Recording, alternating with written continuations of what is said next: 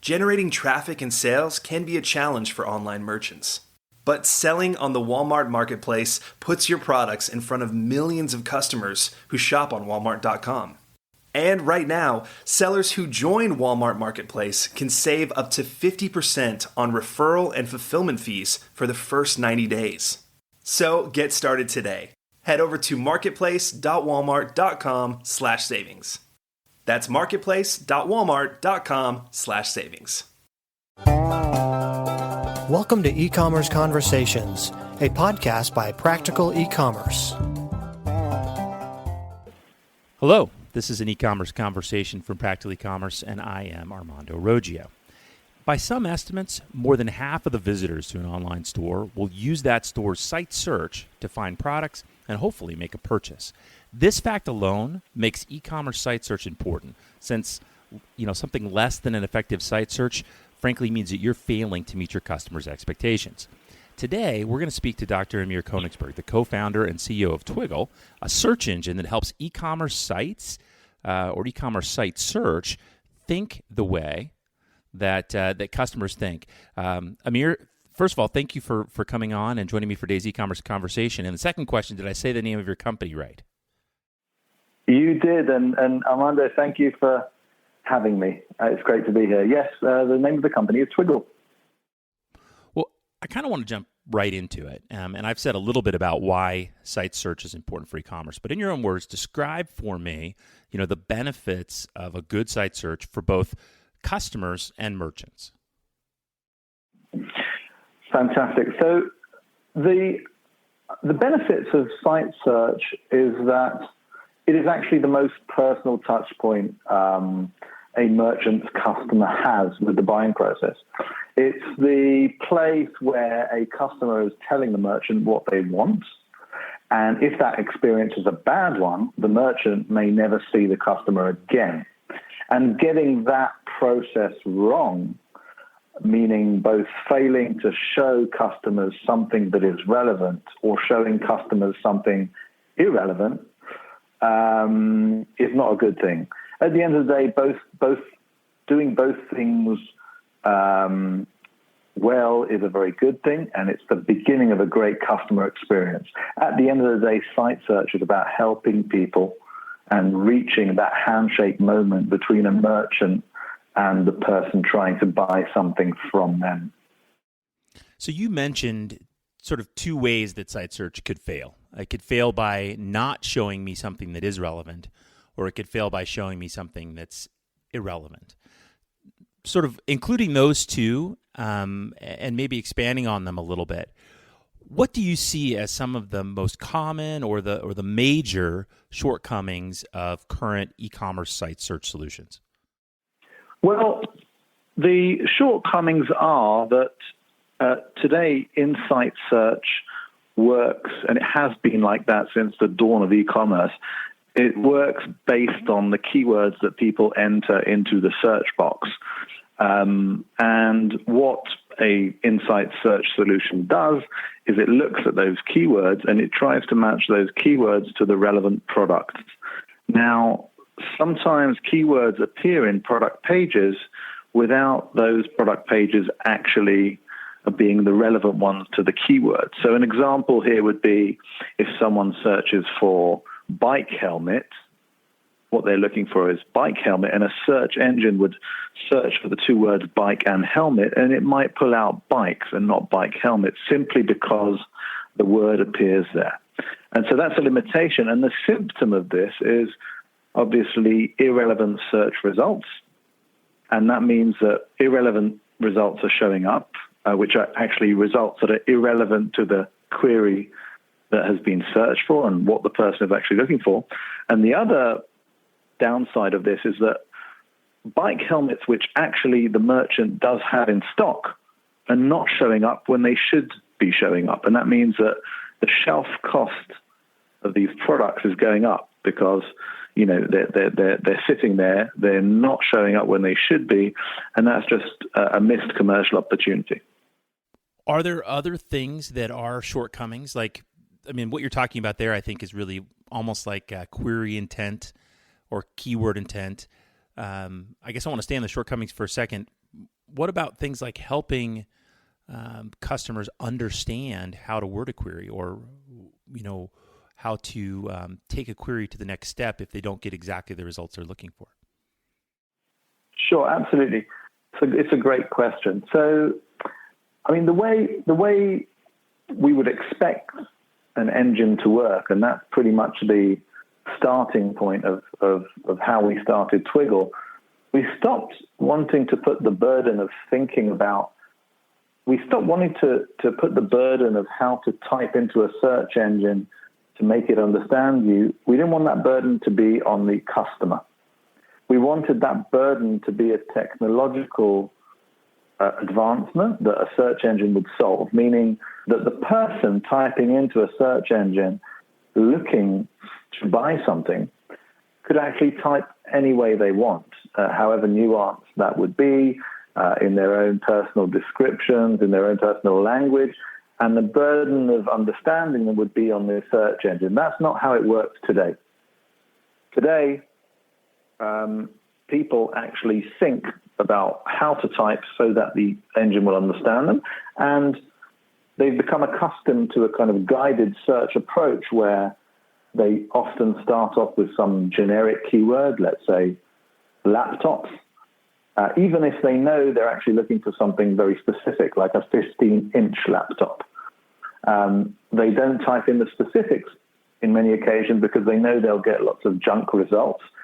They start off with something generic, and then they use the navigational panel or the filters, the facets, what they're normally called, on the left-hand side to kind of filter down. That's a kind of guided approach. Another approach is actually suggestion mechanisms, which we're all familiar with from Google. When you start typing and then the search engine automatically suggests relevant results.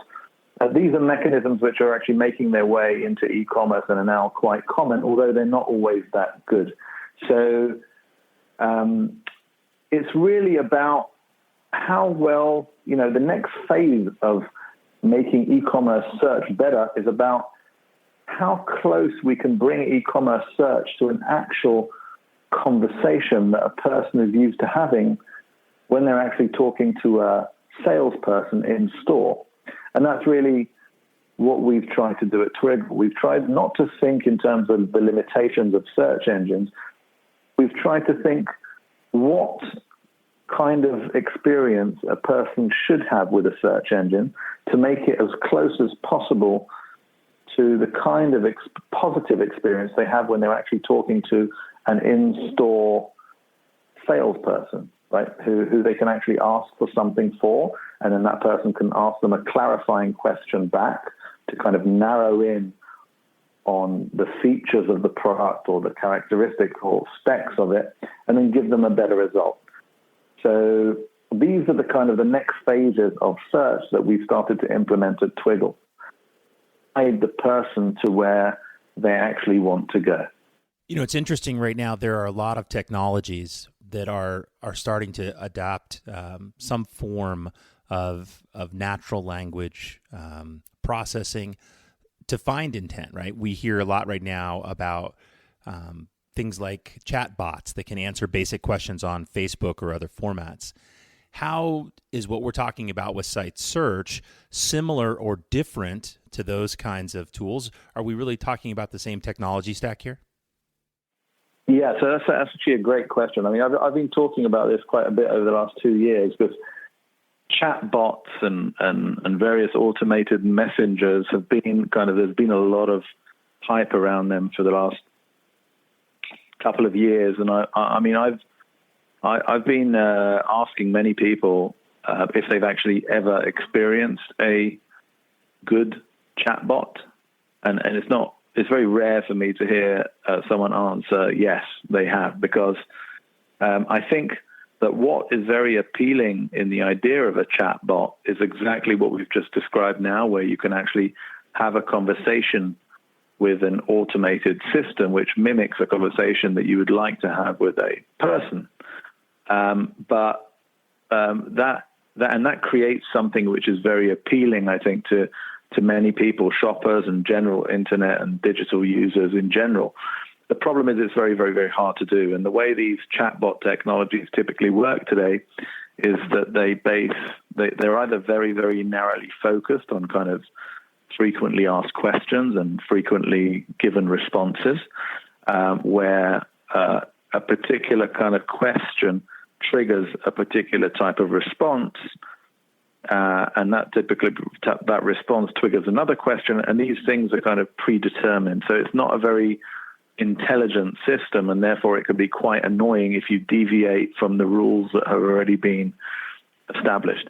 What we're talking about here in terms of the search that Twiggle is doing, and in general the promise of natural language search based on on learning approaches of technology and on artificial intelligence, is actually a system which is a lot smarter. So it's a lot smarter in two senses that apply to commerce.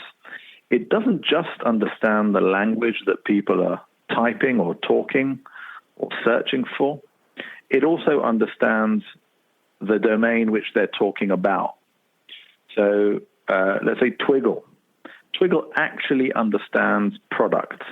Just like an in-store salesperson selling cameras understands cameras, right? They can often be an expert on cameras.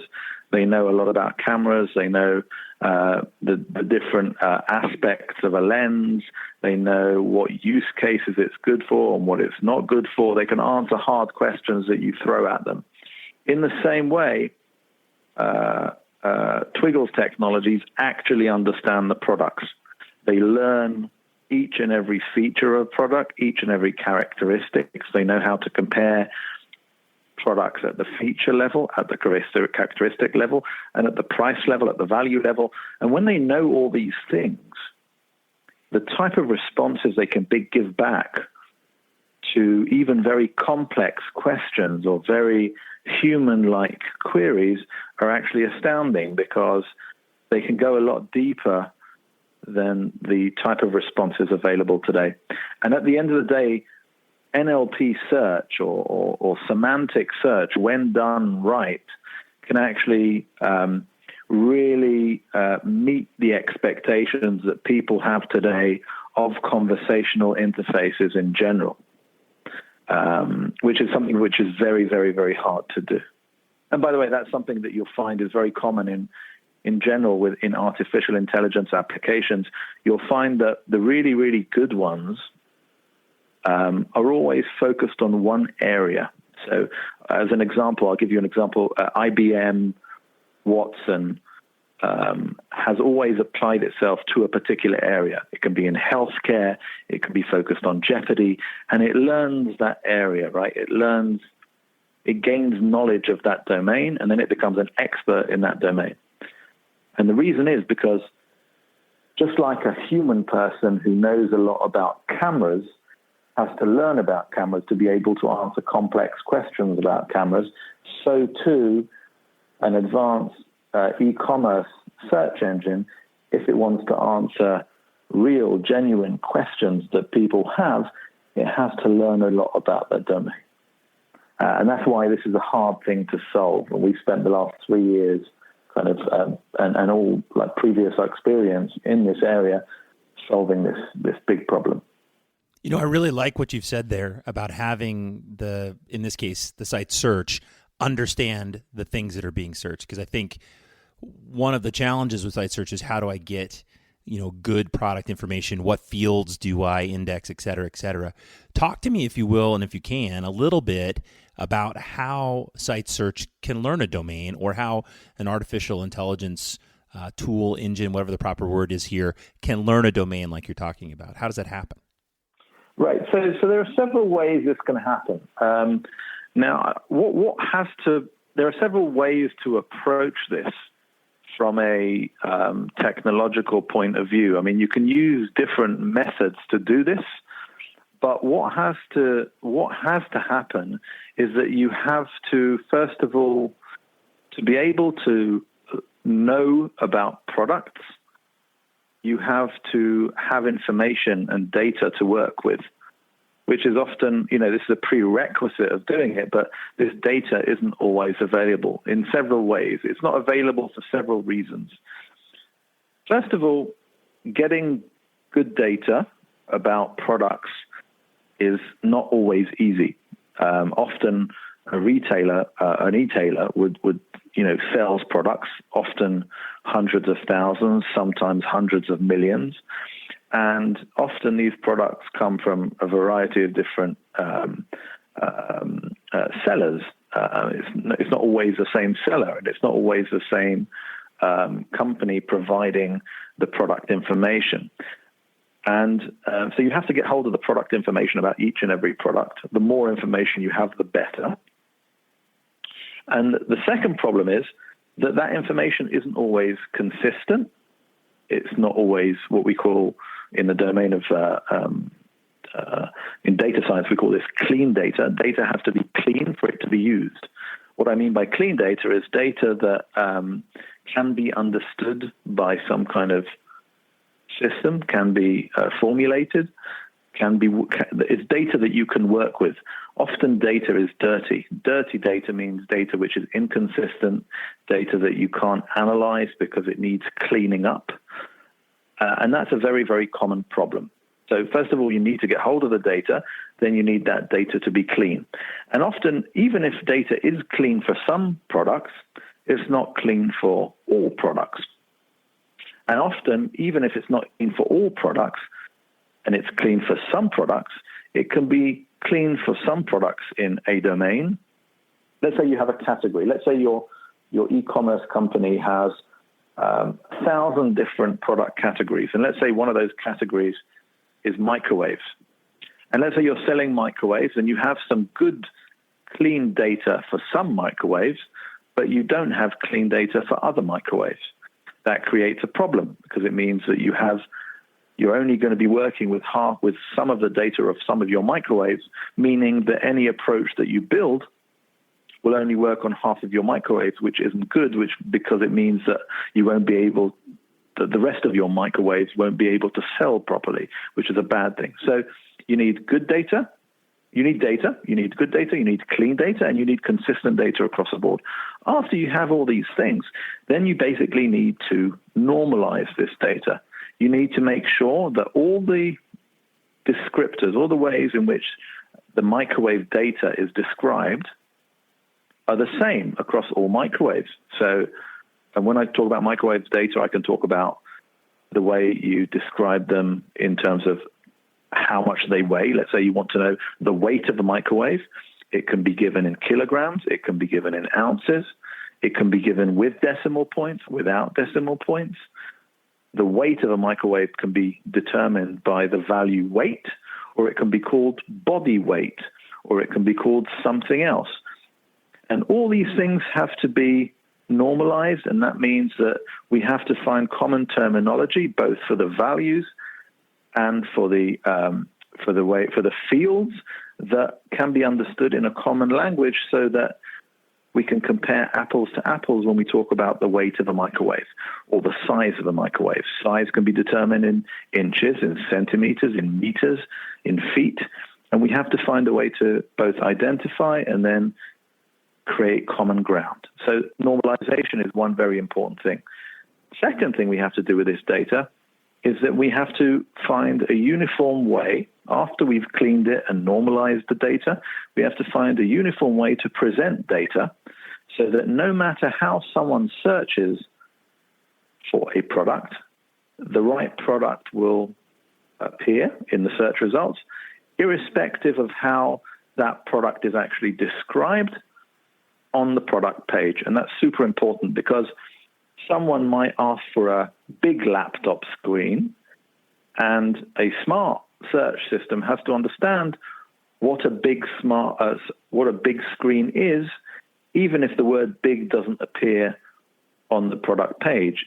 What can appear on the product page is the word large, or what can appear there is the actual size itself. And then a smart system has to understand that a particular size is actually large for this product range and a particular size is small. The better that system works in that sense, the more likely it is that we're going to put a relevant query high up on the search results. Now, after we've touched all the data and we've sorted all the data, essentially we've modeled all the data that we have to work with, which is, again, a very, very difficult process to go through. And obviously we want to automate this because doing this manually is a never-ending task, and it's also a large product catalog. It's endless, and it's not always possible to do. After we've done that, we have to connect all the data that we've structured to the way we read and interpret search queries, right? So now we have to connect what the words that go into the search box to the products that appear in search results. And the way we do that is by interpreting what has been typed into the search box and connecting it with how we've understood the product. And when that's done well, you get fantastic search results, which are very, very relevant. And you make sure that all the products that should appear for a particular interpretation of a particular search query do appear. And that's great for the merchant because they're actually floating all the products that they want to sell. And it's great for the shopper because they're actually getting only what they were looking for and not junk. I love it. I actually think that, what you're describing, and obviously you're doing this with your company, and I know there are others in the industry working on it as well, but you're really describing ideal search, search that I can say pretty much anything, natural language like I'm speaking to you, and the system understands the kind of products that make sense. If I'm a merchant out there right now and I have site search, what are the kinds of things that tell me whether or not it's working? I mean, how do I know from a performance indicator, a key performance indicator, that that I am producing a good customer experience and that I'm helping my customers find products? Do you have some tips or some suggestions there that we might be able to look in our data from search and really see where we have problems? Maybe it's going to take me some time to get good data, clean data, and move to the kind of search, the ideal search we've been talking about. But in the meantime, how do I know what's working and what's not working? Yeah, so it's a great question. I mean, the standard answer here is to measure things like conversion rates and click-through rates and average order value and any kind of other metrics that companies are using to measure themselves in the areas of search, insofar as search is viewed as a means to increase transaction rates and transaction values. Because at the end of the day, search is a means to connect someone who wants to buy something with someone who wants to sell something, right? And bad search is money left on the table. So those kind of conversion rates, average order value are kind of the common ways in which this is looked at. What I can tell you from the work we do at Twiggle with very large customers as well as medium-sized customers is that the larger the company, the more it looks in detail at the search process. And what I mean by that is, at the end of the day, you can look at search as something that starts off when someone types something into the search box or when someone speaks into the phone. That's also search. It's a voice. It's a voice translated into text. It's something that we also support. It's the same thing.